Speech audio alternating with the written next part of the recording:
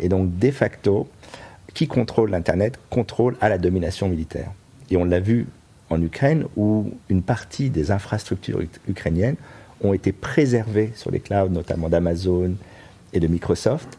Et l'Europe qui a vu ça, et notamment les pays qui sont assez proches de l'Ukraine, j'entends géographiquement en tout cas, comme la Pologne, se sont dit les GAFAM sont une forme d'OTAN numérique, c'est-à-dire qu'on a la protection militaire des États-Unis et la protection numérique des grandes plateformes.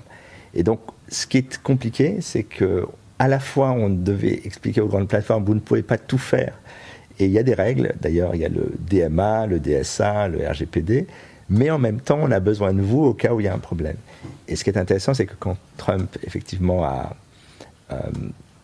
est arrivé, il a dit non, tout ce qu'on vous a déjà, il a dit l'OTAN, je ne suis pas sûr que ça continue si vous ne payez pas.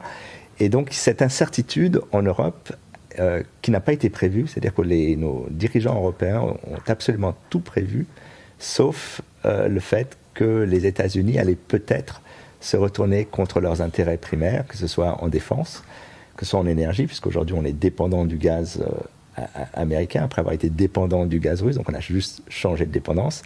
Et évidemment, l'Ukraine nous a appris une chose, c'est que si vous n'avez pas le réseau sur le terrain de combat, vous ne pouvez pas faire fonctionner les drones, les appareils. Donc aujourd'hui, l'accès au réseau, l'accès à la connectivité avec Starlink est devenu un élément essentiel. Et donc